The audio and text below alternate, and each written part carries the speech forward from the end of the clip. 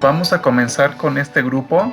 Es un grupo de organismos que hace mucho tiempo estuvieron clasificados como los arcodinos y que actualmente se encuentran dentro del clado de Amebozoa. Son amibas de vida libre, amibas que pueden ser desnudas o que pueden presentar una estructura de protección denominada testa, la cual la van a construir de material orgánico o bien la pueden llegar a construir de algunos materiales inorgánicos que van adquiriendo a partir de un material cementante que se encuentra en el medio donde se desarrollan. Vamos a revisar qué son los organismos de Amebozoa, dónde viven, cuál es su hábitat, sus tipos morfológicos, tamaño, alimentación, características bioquímicas, ciclo de vida, caracteres taxonómicos, diversidad y sistemática. Los organismos que incluyen al grupo de Amebozoa son organismos ameboideos que se pueden desplazar una vez que su citoplasma lo mueven a partir de un flujo continuo que puede llegar a generar unas estructuras delicadas en forma de pseudópodos internos o unas estructuras muy gruesas en forma de pseudópodos externos, los cuales por su grosor y por contener endoplasma y ectoplasma se consideran lobópodos. En el caso de esta ilustración, estamos observando a un organismo de Amebozoa, pero que presenta una estructura de protección. Esta estructura de protección va a ser denominada testa. En este caso, esta testa de material orgánico se encuentra ornamentada, como podemos observar en este plano de enfoque. Toda la testa va a presentar poros, unos pequeños poros que son ornamentaciones superiores, pero estos poros, a diferencia de otros organismos como los foraminíferos o los radiolarios, son poros que sirven solamente de ornamentación porque no son poros que perforen completamente la testa para poder sacar por aquí algunos pseudópodos. Es decir, solamente es ornamentación de la testa, no son perforaciones en sí. Los organismos de Amebozoa van a ser organismos unicelulares eucariontes, los cuales tienen la capacidad de proyectar pseudópodos. Los más comunes van a ser lobópodos, aunque vamos a encontrar algunos organismos de Amebozoa con la capacidad de también eyectar auxópodos y filópodos. Los lobópodos son un tipo de pseudópodo muy ancho, el cual va a contener una estructura de ectoplasma y una estructura de endoplasma. Va a servir tanto como orgánulo de locomoción, así como un orgánulo de alimentación. En este caso, el clado de Amebozoa va a excluir a otras amibas, como los hongos imperfectos, los mixomicetes, así como a algunas amibas que son parásitas, como las arcoamibas. Sin embargo, por la semejanza con el grupo, vamos a hablar algunas características de estas arcoamibas más adelante. ¿Por qué Amebozoa se ha separado de los mixomicetes y de las arcoamibas? Se han separado dando que las mitocondrias que va a presentar Amebozoa son unas mitocondrias tubulares típicas y los mixomicetes y las arcoamebas no presentan este tipo de mitocondrias. Por eso, en análisis filogenéticos se observan como un grupo separado. Algunos de los organismos que se encuentran dentro de Amebozoa son desnudos, es decir, no van a presentar esta estructura de protección denominada testa y solamente van a estar rodeados por un periplasto, mientras que otras amibas van a presentar testas como estructura de protección, las cuales van a estar conformadas por una pared delgada de superficie orgánica, la cual está constituida por un polisacárido llamado glicocálix. Sin embargo, hay otras amibas que también van a desarrollar estas testas con un material cementante en el cual van a ir adquiriendo material inorgánico, gránulos de sal, restos de frústulos de diatomeas, restos de frústulos de sílice de otros organismos, algunos pedazos de lóricas, donde van a ir construyendo una lórica o una testa de forma metamórfica. Algunas de las diatomeas que se presentan en estas testas les van a servir de protección, pero no van a estar vivas. Ya van a ser diatomeas inactivas fisiológicamente. Las amibas que no pueden desarrollar testas y que tampoco son completamente desnudas van a tener la capacidad de desarrollar algunas pequeñas escamas, las cuales van a depositar en su membrana externa como una estructura de protección. Y estas escamas van a ir conformando a una lórica. Aquí tendríamos una imagen de cómo se observan las escamas. Si vemos, esta lórica no es una lórica de material orgánico, tampoco es una lórica de material cementante con aglomeraciones de gránulos de arena, diatomeas y otros residuos, sino es un conjunto de escamas que están organizadas de forma sincrónica para formar a esta testa.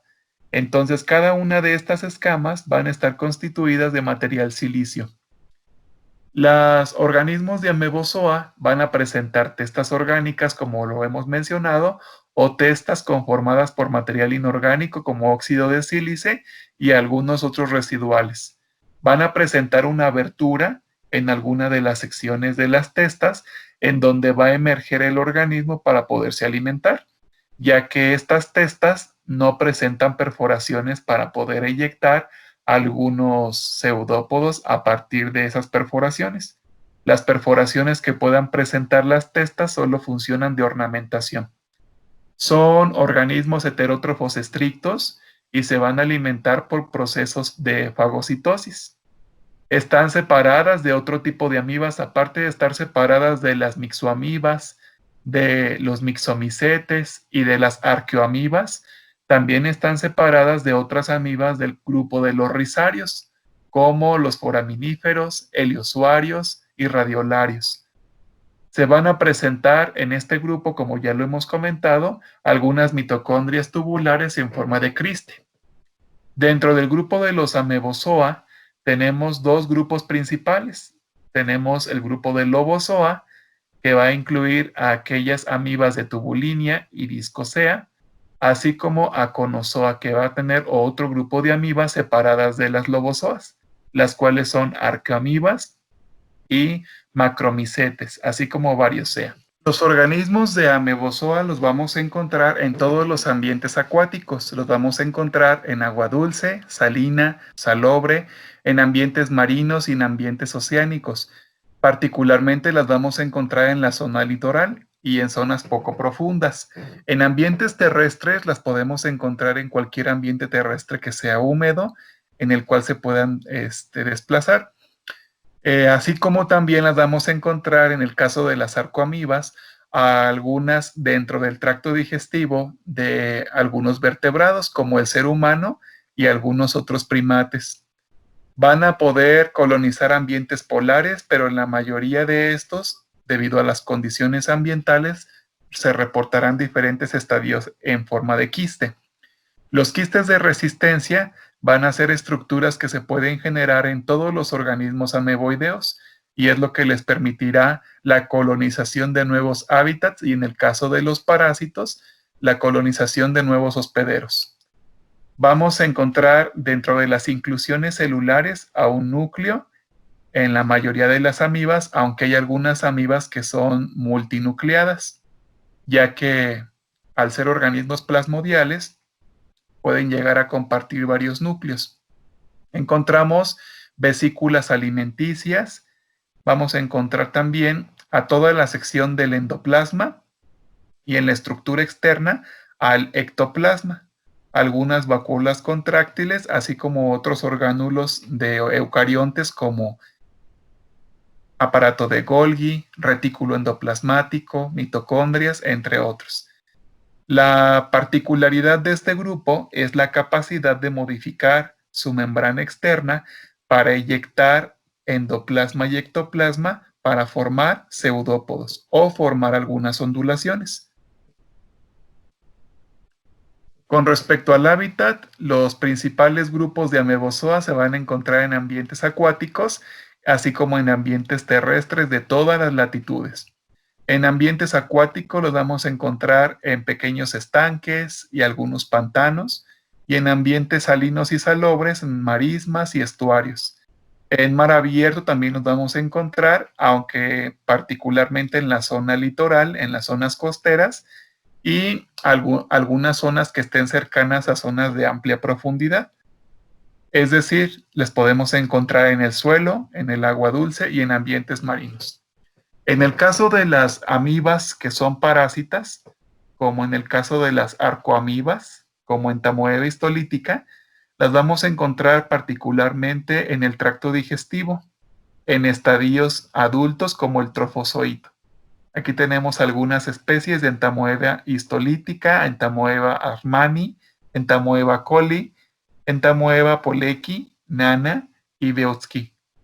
Estas están activas fisiológicamente y están en su estadio infeccioso. Sin embargo, también las podemos encontrar en agua y alimentos contaminados por materia fecal, pero no las vamos a encontrar en trofozoito. Las vamos a encontrar en fases de quiste. En Tamoeba histolítica, una vez que es consumida en forma de quiste por alimentos o por agua que esté contaminada por esta amiba parásita, va a pasar por el tracto digestivo y se va a alojar en la luz del intestino. Una vez que se aloja en la luz del intestino, va a vivir entre las microvellosidades, causando algunas lesiones y obviamente causando desinteria neviana. Si algún ser humano puede presentar amibas, tendría como síntoma típico la defecación de materia fecal con sangre o bien con un moco de color amarillo, naranja o rojo. Si en algún momento se presentan heces fecales con un poquito de moco, ese moco son trofozoitos activos fisiológicamente de amibas parásitas, en este caso de entamoeba. Entonces, el moco, su coloración va a depender de si la amiba se alimentó o no. Si el moco es translúcido, quiere decir que esta amiba todavía no se estaba alimentando. Pero si el moco está acompañado de coloraciones rojizas, quiere decir que estas amibas están llenas de eritrocitos porque se acababan de alimentar. En algunas patologías mórbidas, invade otros órganos y puede ser fatal, ya que causa problemas sistémicos en el organismo. Se estima que el género Entamoeba ha llegado a infectar a unos 50 millones de personas y su medio común de dispersión son los alimentos con contaminación fecal, así como el agua que posee algunos quistes con materia fecal. Algunos géneros como Balamutia y Acantamoeba, así como Sapinia, invaden el sistema nervioso central, causando encefalitis amebiana muy grave y por lo tanto limitando la movilidad y la coordinación general del organismo. Entonces, estos géneros pueden llegar a presentarse en pacientes que presenten un sistema inmunológico comprometido. Y en el caso de Acantamoeba, puede llegar a presentar cuadros clínicos en ojos, generando unas estructuras en forma de cataratas, las cuales se llaman queratitis, una inflamación de la córnea para producir unas cataratas por contacto directo con los ojos. Con respecto a los tipos morfológicos, todos los organismos de Amebozoa van a considerarse organismos unicelulares eucarióticos y además de ello, estrategias de reproducción plasmodial. Aquí tenemos de nuevo las imágenes del trofozoito, que es el estadio adulto de una arcoamiba de entamoeba de diferentes especies y tendríamos cómo se observan los quistes con colorante y sin colorante. Cuando se toman algunas muestras de materia fecal, no encontramos muchas veces a los trofozoitos, encontramos estadios enquistados. Entonces los quistes, a partir de la materia fecal, son esparcidos a través de alimentos por su contaminación y el agua, o algunos objetos, como por ejemplo el teléfono celular, en dado caso de que el teléfono celular se meta a el sanitario cuando se está defecando, o algunos otros artículos, formando algunos fómites. Entonces tendríamos que en la materia fecal se pueden llegar a identificar estos quistes y podemos conocer a qué especie de entamoeba estamos refiriéndonos. Mientras que las amibas de vida libre, como en el caso del género Diflugia, aquí observamos una testa, este sería la abertura de la testa o el poro, y observamos que esta testa es una testa orgánica con material cementante, pero además fue construida con gránulos de arena, con algunos cristales, con fragmentos de diatomeas, dando una estructura de una testa metamórfica. En cuanto al tamaño, la mayoría de los organismos de Amebozoa van a encontrar tallas entre las 20 y las 300 micras. Entonces tendríamos el largo de las formas móviles, así como el ancho también o el largo de el radio de las formas no móviles. Observaríamos entre 20 micras, 30 micras, 60 micras, 140.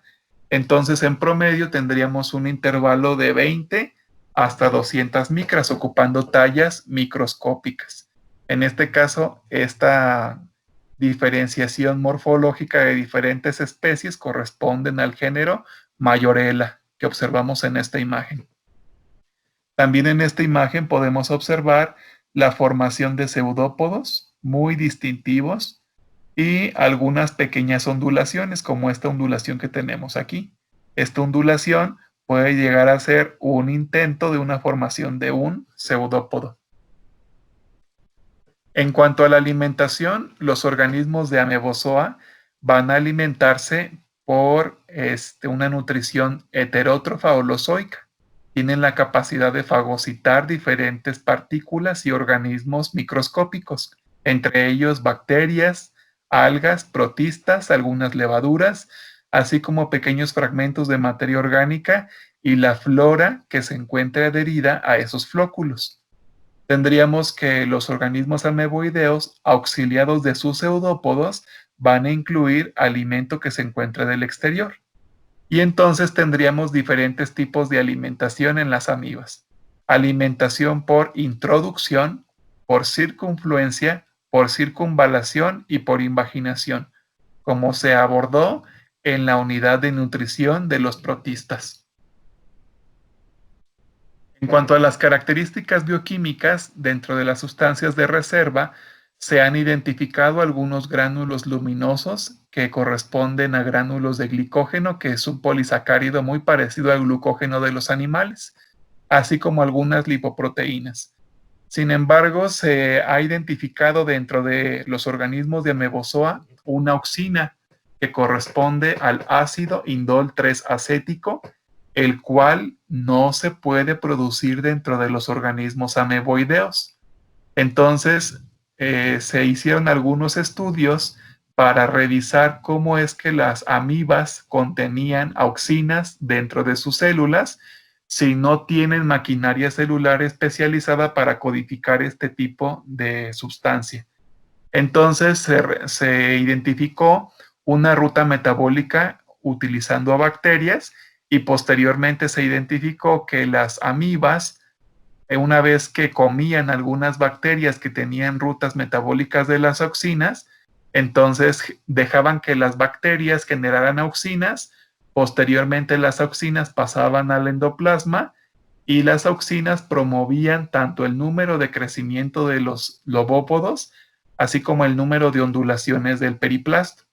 Entonces, las auxinas se relacionan con el crecimiento de los organismos ameboideos, pero no tienen maquinaria para poderla fabricar. Por ello utilizan a las bacterias como medio de producción. Con respecto al ciclo de vida, estos organismos protistas se van a reproducir principalmente por efectos de reproducción asexual o procesos de reproducción asexual, a través de mitosis, por fisión binaria o por gemación. Así tendríamos que la división nuclear, la cariocinesis, precede a la división citoplasmática, que es la citocinesis.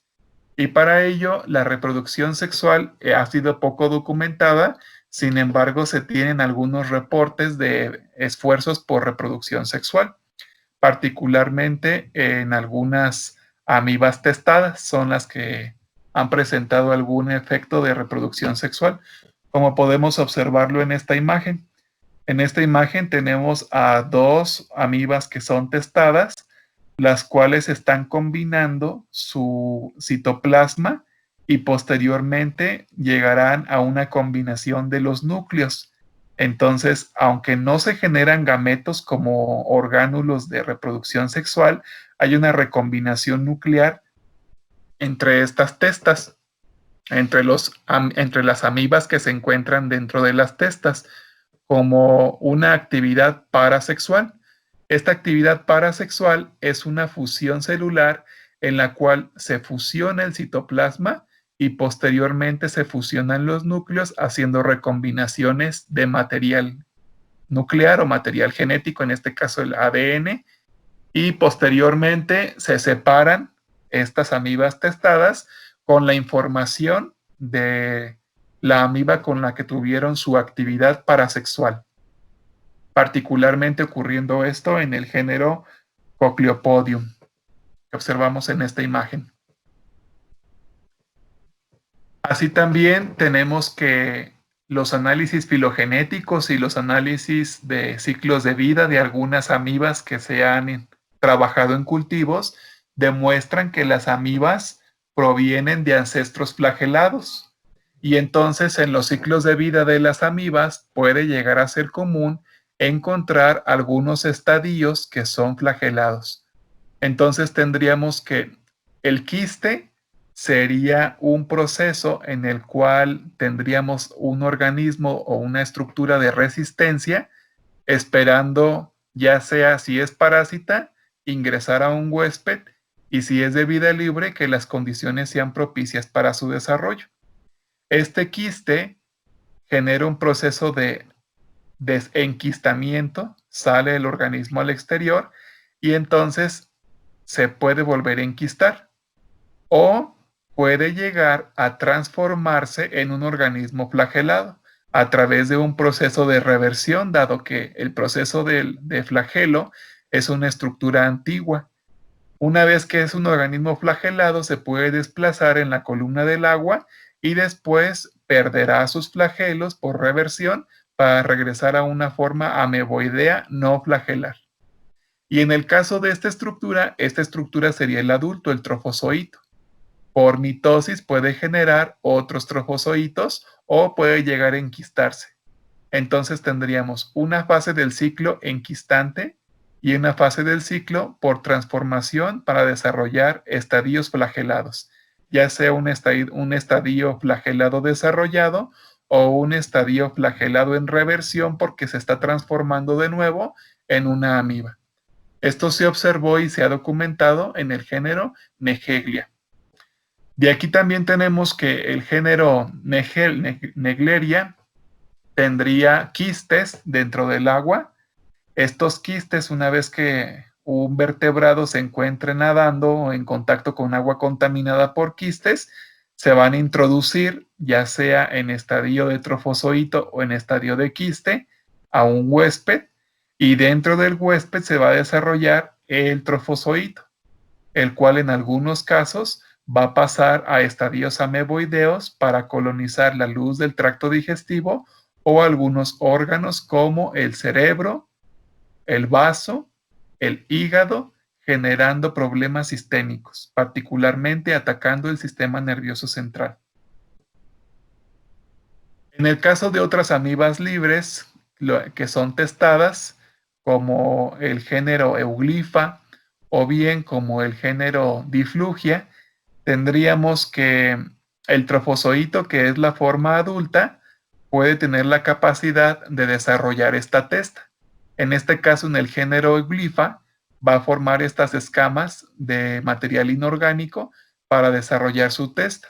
Una vez que desarrolla su testa, entonces puede tener un evento de reproducción sexual o una actividad parasexual con otra amiba y entonces se genera una recombinación. O bien, como lo muestra este esquema, puede tener un evento mitótico. Es decir, este euglifa genera otra testa y esta testa, una vez que está completa, permite la separación de mitosis por el organismo que se encuentra dentro de la testa, recombinado en ambas, se parten a la mitad y cada una queda con su amiba ya dentro de una testa, generando dos trofozoitos de forma testada.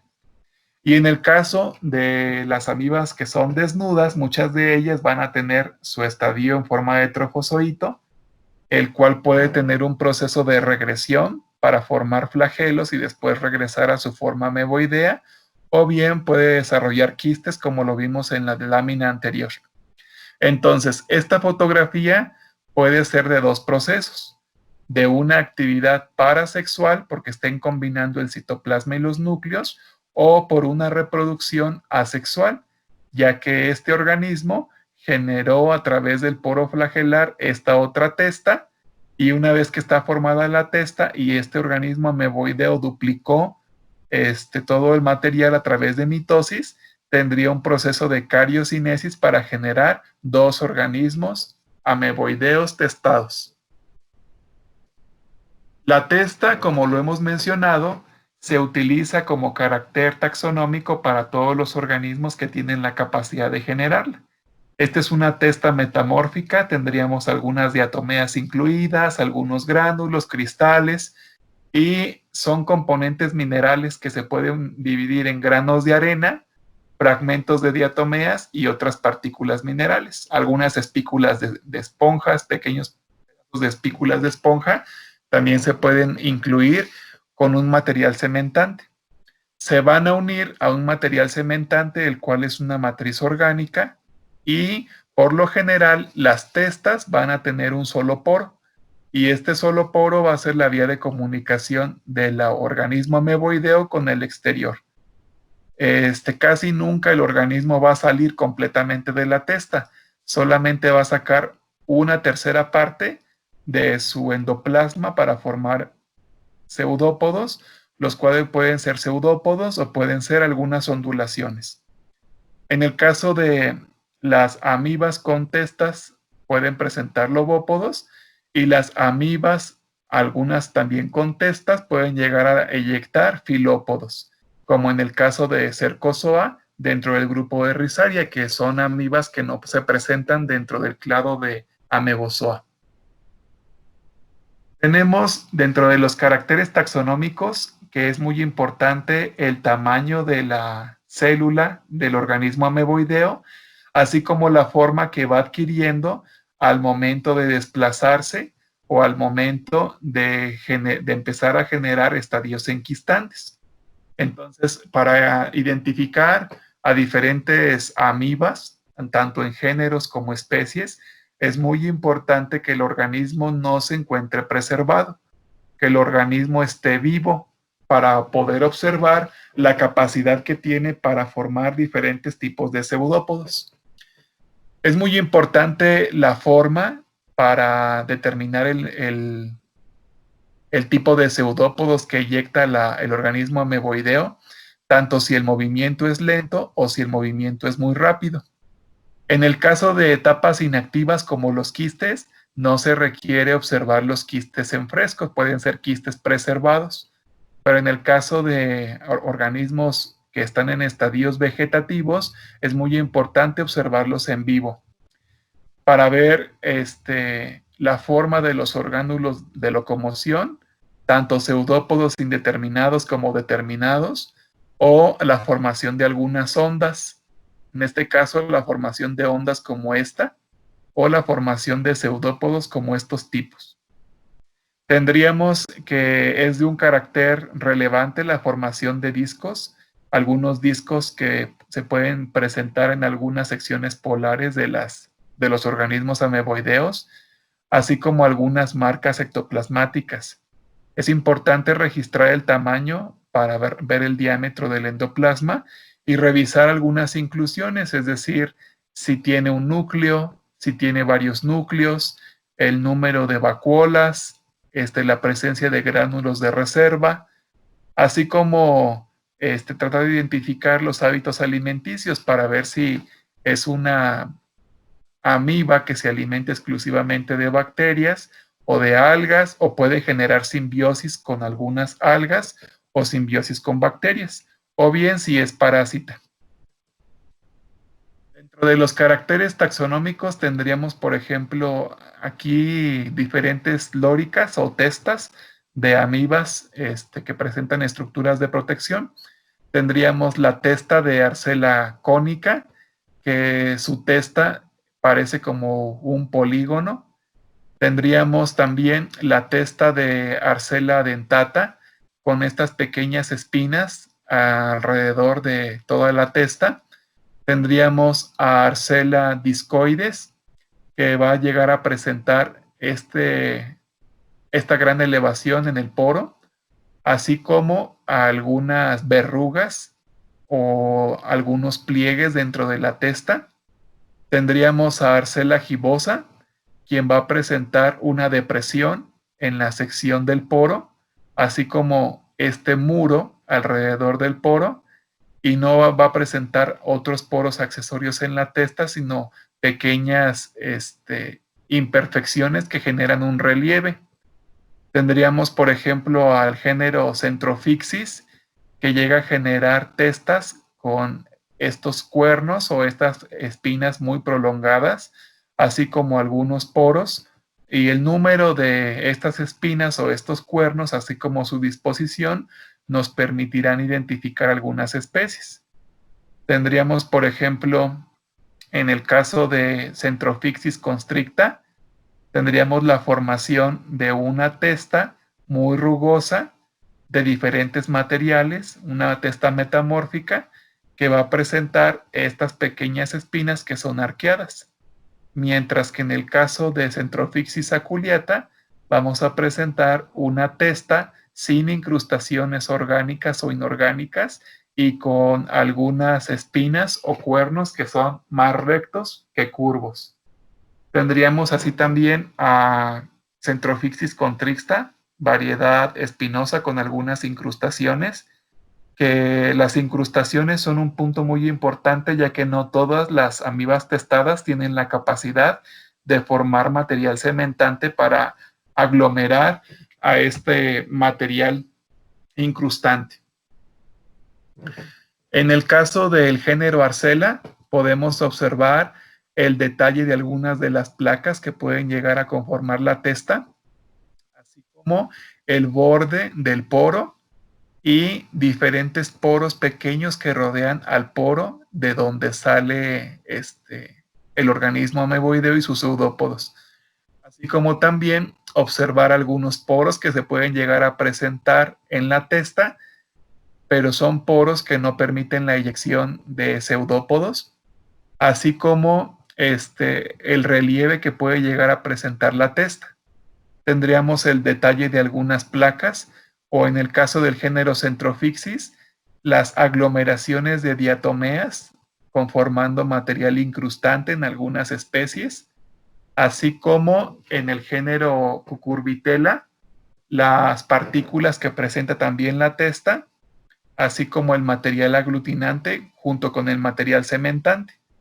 Tendríamos el material aglutinado de la testa, que sería como un material cementante que permite la incorporación de materiales orgánicos e inorgánicos del exterior, así como en el género Cyphoderia tendríamos el detalle de las placas de algunas de las testas, y en el caso del género Diflugia, la forma de la corona que llega a presentar la testa, así como el detalle de la abertura o el poro por donde emerge sus pseudópodos. En el caso del género Uglifa, podemos observar las escamas, y además de las escamas, el detalle de la abertura por donde saca los pseudópodos. Tendríamos en este caso las escamas y la sección del poro. Y en el caso del género Lesquerusia, tendríamos el detalle de las placas y las aglomeraciones que presenta la testa.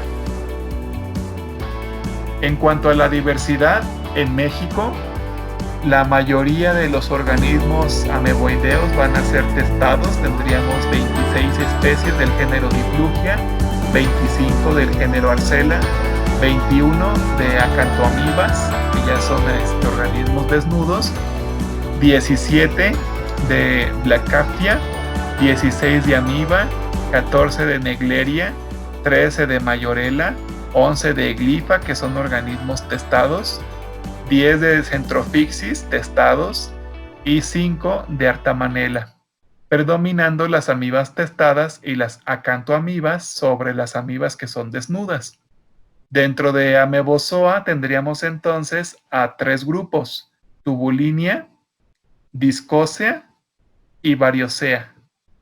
En el caso de Tubulinia tendríamos a las amibas verdaderas, como el género Amiba, las amibas de Leptomyxida, como Rhizoamibas, Flavellula, Leptomixa, así como el grupo de los arcelínidos, que van a ser las amibas testadas, como Arcela, Diflugia, Nevela. En el caso de Discosea, tendríamos algunas amibas del grupo de Flavellinia, como Neoparamiba, Paramiba y Vanella.